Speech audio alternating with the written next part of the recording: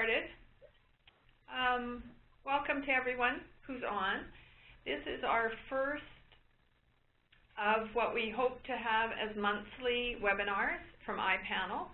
And iPANEL is an initiative for a palliative approach for nursing, evidence, and leadership. And Carolyn Tayler and I are co-investigators of that group. And so I'm going to start and lead this session off.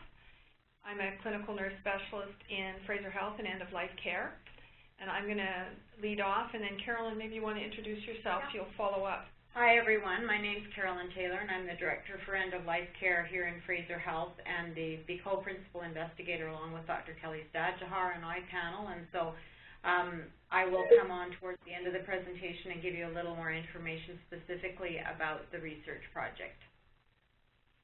Okay, so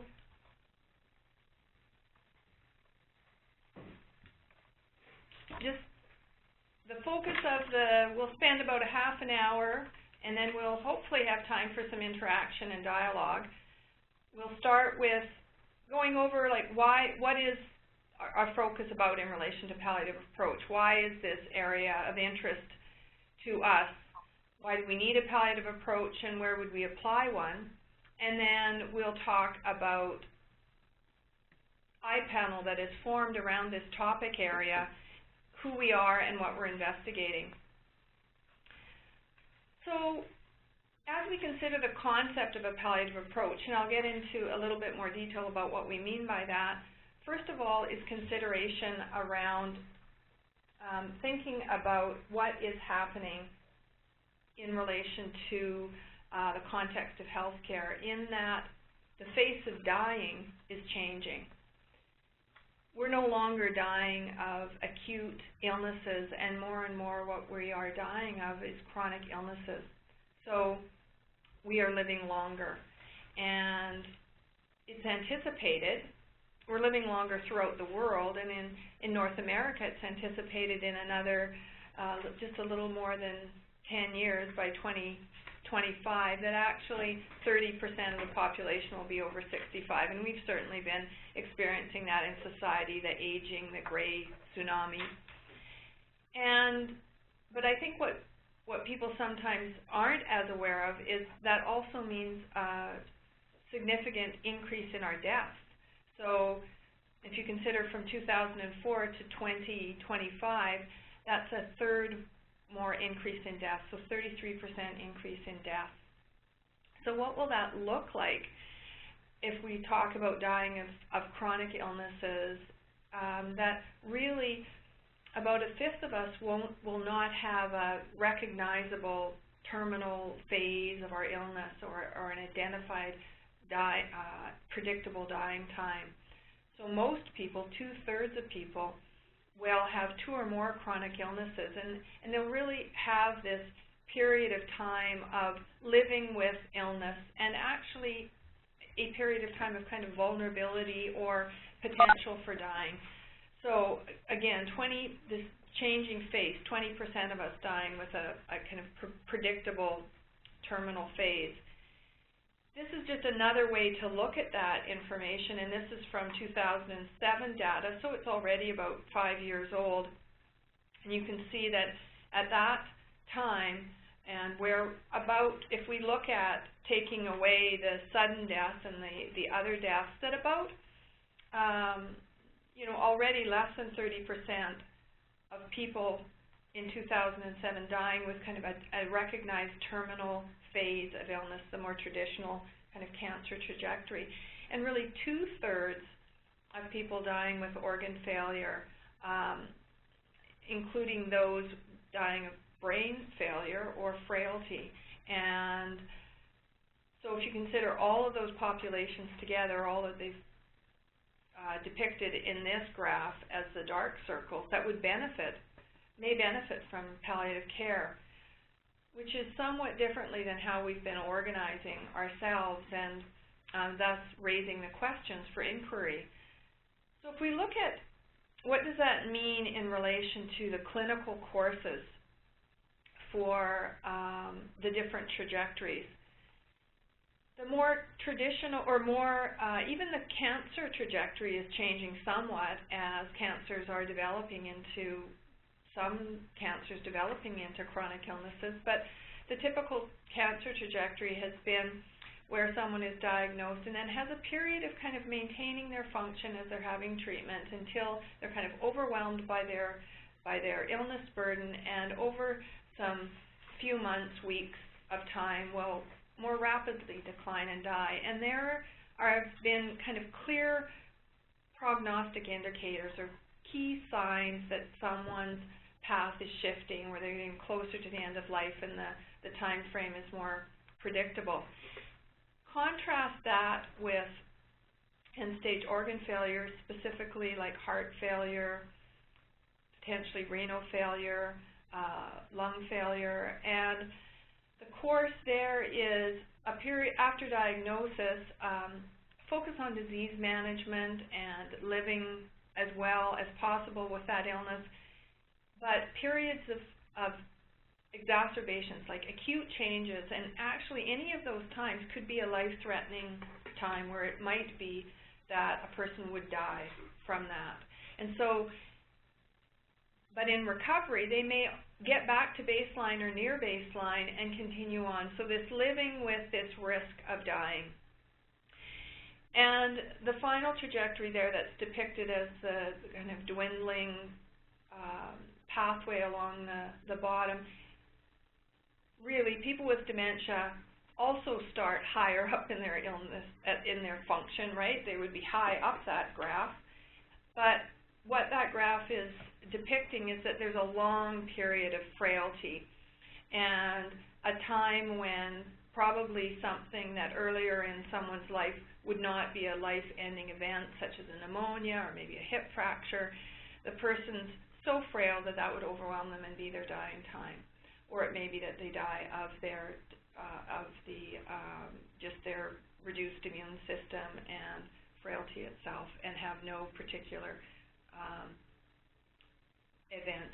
They die of their dementia. So those are very different clinical courses, and if you think that many of those people, there isn't an identified expected time when they would be considered expected to die. So what Joanne Lind has written quite a bit about, and really got us really thinking about this at the beginning of the early 2000s, is that for most people there will not be a distinct terminal phase. But she describes this wonderfully. The week we die will start like any other. Some unpredictable calamity will occur, and amongst those of us living with advanced heart failure have a 50-50% chance to live for 6 months or on the day before we died. So this ambiguous timing, the notion that people are living with the risk of dying, but that we won't have a specific time to shift into a palliative care mode. And in relation to the needs of those people, that they have very similar needs in relation to the dimensions that palliative care addresses. For one, just to highlight here, in relation to the burden of symptoms. So this study in 2006 looked at common symptoms and their prevalence in relation to different illnesses, and really no surprise, 11 of the symptoms are as prevalent in some of the chronic illnesses as with cancer. So in fact, more than 50% of patients for all diseases had pain, breathlessness, and fatigue. So there is really a common pathway for people, whether they've got a cancer-related illness or a non-cancer-related illness, that is a common path that would really benefit from similar supports than what we have traditionally linked with a known expected time frame of decline. So this work was done, a group of us worked together for the Practice Support Initiative for GPs, and Douglas McGregor and Pat Porterfield put this depiction together of the transitions in life-limiting illness. And this is a good depiction of the common pathway, where earlier on in disease, people will be focusing on containing their disease, maintaining their function, but at some point, despite focused on disease management, people will start to decompensate, have some change in their function, and more experiencing the impact of their illness. Where there will be another significant transition is where that impact really creates dependency, so they can't manage on their own, and maybe their symptoms are increasing regardless of how well their disease is managed. And finally, a time when the person is actively dying. And so, and on to needing support for families after bereavement and support throughout the transitions. So this is, even though the clinical courses are defined differently and unfold differently, the pathway and the transitions are similar. And so that's kind of in juxtaposition to how palliative care has become defined over the last number of years, as we've had the good fortune, and many of us, you know, have been working hard to develop services for people under palliative care service delivery systems. But many of the systems that have developed around that service are associated with a time frame of last month, and that has become equated with specialized care. And for some people, the notion that palliative care concept is about last months of time. Yet most people, we are saying, will have not a defined time before an expected death. They won't be accessing specialized services or specialized nursing care. And so for us as nurses, we may never be identifying these people as requiring the approach of palliative care. So if we think about people getting on the road, the kinds of things that they would naturally think of doing in their care if they identified someone as palliative, they may never get on the palliative road with that family. In fact, they may never even change lanes. And so what does that mean for the impact of the person and what they would benefit from if in nursing we had a shift in perspective? So internationally, the World Health Organization, the definition of palliative care is this definition as an approach encompassing quality of life associated with life-threatening illness, and really from the time of identification, having all of those components: assessment, rigorous attention to pain, other symptoms and problems, and this holistic focus of care. That is the broad definition of palliative care, even though we can see that it has started to become, from a way that service has developed, to be equated with a place of care or a time of care.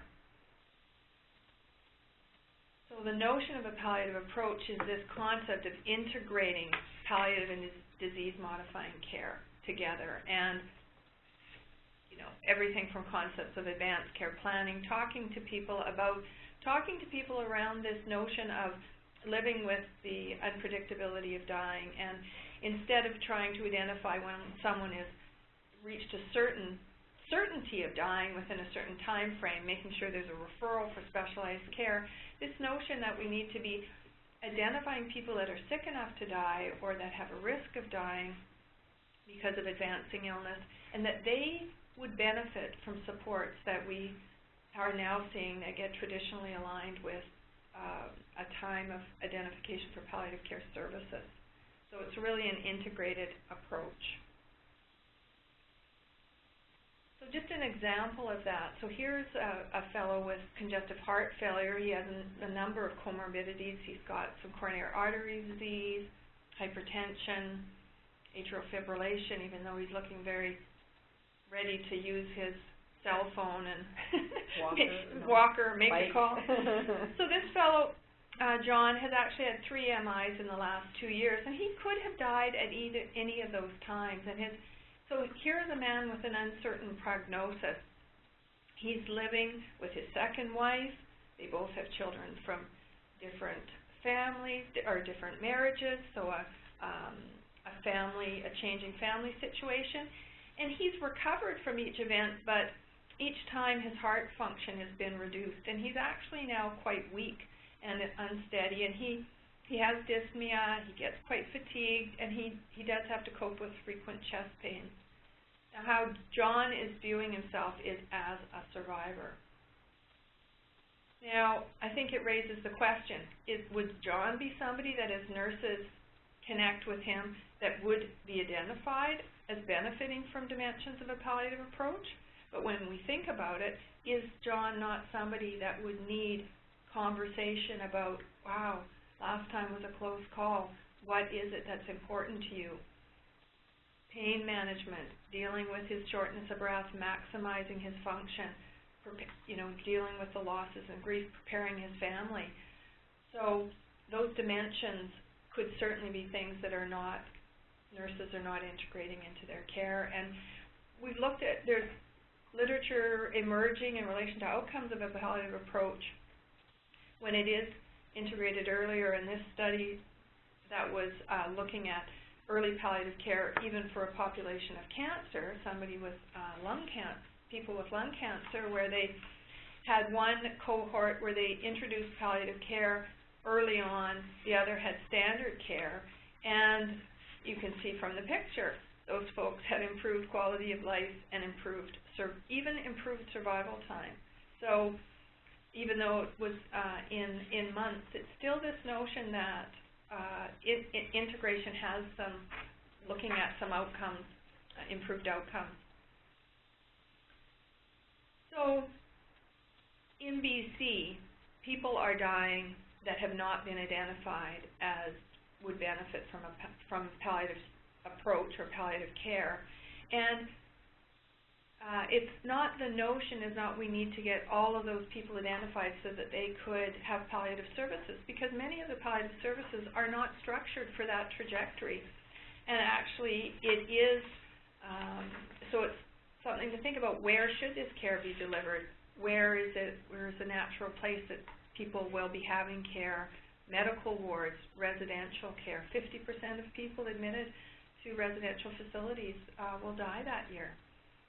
People in acute medical wards, at home. So the notion of offering a palliative approach in those settings to support people through transitions related to more chronic conditions, dementia, lung, organ failure, and even the whole cancer trajectory is changing. So, well, what is a palliative approach? The palliative approach is taking the principles of palliative care, the dimensions, pain and symptom management, psychosocial support, care through to bereavement, recognizing loss, having conversations, goal setting, clarifying conversations, applies them to people with life-limiting chronic conditions. And it's, instead of attaching that, the trigger for that happening around prognosis, specific prognosis about an anticipated time frame of dying, it's more the notion of applying those concepts around people that we know have an illness that well progressed, so they need these conversations and these dimensions of care throughout their illness as they are living with the risk of dying. So it recognizes that there is a requirement, or we really recognize that specialized palliative care services are a very important part of care. But there's many people that need those types of dimensions embedded in their care as they're having care on the cardiac unit, in the medical units, through case management or long-term care, in order to have their needs addressed. So it raises questions for us in relation to the group in iPANEL that is gathered. How can nurses integrate a palliative approach for these life-limiting illness? So assuming, given where we're at, the changing face of dying, how services have developed, how can nurses integrate this approach? It's a question. What does that look like in the different practice settings? And who would benefit? Who would benefit? So when we look at where people are dying, this is old data. This is almost 10 years old. So this data has shifted a little bit. But, 17% of people dying at home. That's probably high right now in BC. 38% of people dying in acute care, and that's probably a little bit higher now than it was in 2003. So we have people dying in hospital, in long-term care, at home, 15%, and Carolyn maybe can comment about what that is more recently in the statistics, but 15% are actually having hospitalized palliative care is what they looked at here. So obviously there's a huge percentage of the population that could benefit from palliative dimensions of care that we're not really aligning to in relation to our nursing care, and that is the question that iPANEL is exploring. So what I'll do is I'll turn it over to Carolyn. She'll talk a little bit about iPANEL, and then we'll move into more of an interactive discussion.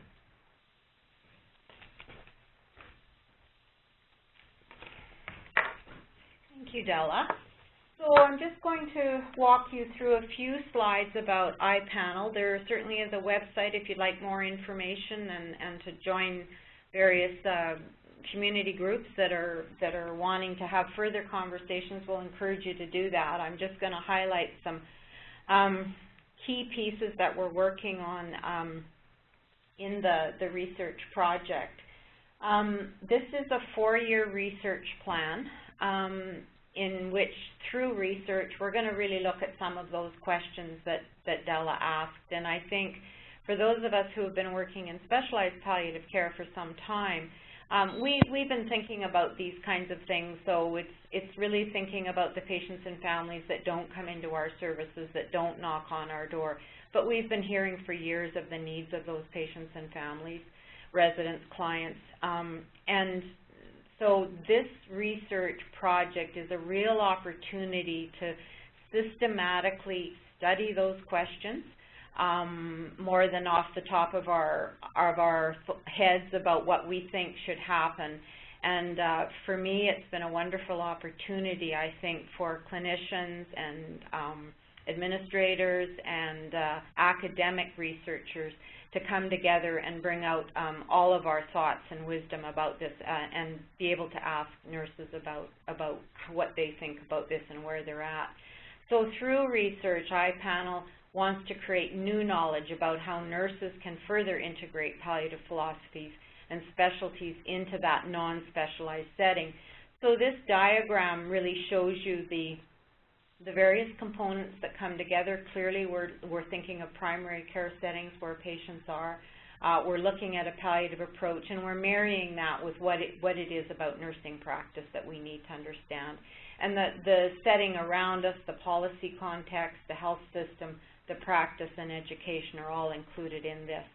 So this is a picture of one of our first, I think our kickoff meeting that we had at a lovely hotel outside of Victoria, which allowed us to come together and to bring practice, people from practice and from universities and decision makers. And it was really a wonderful opportunity for us to talk to each other. We come from very different worlds and we see the world differently, but it's a wonderful respecting environment. And for those of you that maybe haven't had a chance to be involved in research, this is a wonderful opportunity when you get to expand the world that you live in. So we have 4 health authorities involved, we have 4 universities, and we collaborate with the Ministry of Health.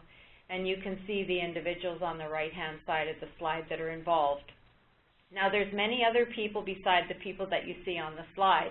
One thing I learned about research is that this is only the beginning, and I don't know how many other studies have already been funded and work that's happening as a spin-off of the work that we're doing in iPANEL, very integrated with it, but we've involved other partners that way, and that's a very enriching experience as well.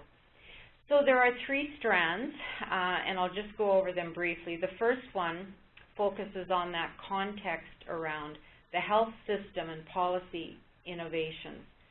So we know that healthcare is provided within a context of what the health system provides to patients, families, and clients and residents, and what the policy innovations that we may need to make that can support nurses to enact a palliative approach. So that's one area of study. The second area of study is led by Barb, the two Barbs as we call them, and again, an academic and a clinical practice partnership in which we're looking at preparing for a palliative approach. So if we're going to support nurses to provide palliative approach wherever they're working, how can we best prepare them, taking into account that context of their skill mix, the job that they're in, and how can they integrate a palliative approach. The third strand is around patient and family-centered improvement, and a number of leaders are sharing that. And we're asking ourselves, given a palliative approach, what are the patient-centered and system opportunities nurses can build on to guide and support patients and families throughout their illness? So clearly looking at the community, primary care, what systems exist around the patient that we can really help us as nurses to provide that care. So just very briefly, we want to highlight that, and some of you may have been involved because we've had a first phase of a provincial nurse survey which allows us to obtain baseline descriptive information using a questionnaire format that we can get a sense of how nurses are, where nurses are at right now in terms of their comfort level and understanding of a palliative approach. And we have focused on nurses who are not working in typically specialized settings within palliative care. The survey includes registered nurses and licensed practical nurses, care aides, and community health workers. And again, in the three circles, you see the three areas that we're concentrating on: the acute medical care units, residential care, and home care. And we're not obviously able to survey all nurses in the province, but have done a sort of a stratified sampling of all the facilities and institutions throughout the province, and then pulled out a subset of that sample. As well, there was a qualitative aspect to this survey, in that some nurses who answered the survey were asked if they wished to participate in an interview which would provide us with more qualitative information. So that proceeded. We're now into a phase 2 part of the survey in order to sort of improve our response rate and involve more nurses in. So we're just undergoing that right now.